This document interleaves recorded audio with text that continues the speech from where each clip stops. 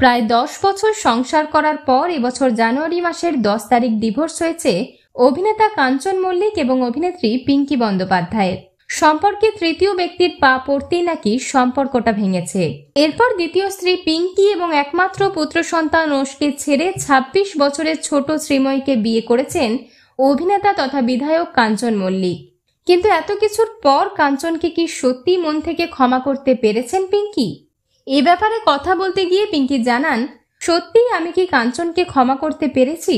এই প্রশ্নটা আমাকে অনেকবারই ভাবিয়েছে। কাঞ্চনের সঙ্গে আমার শেষের দিকের এপিসোডটা ভালো ছিল না। আমি অনেক যন্ত্রণা ভোগ করেছি ওর জন্য।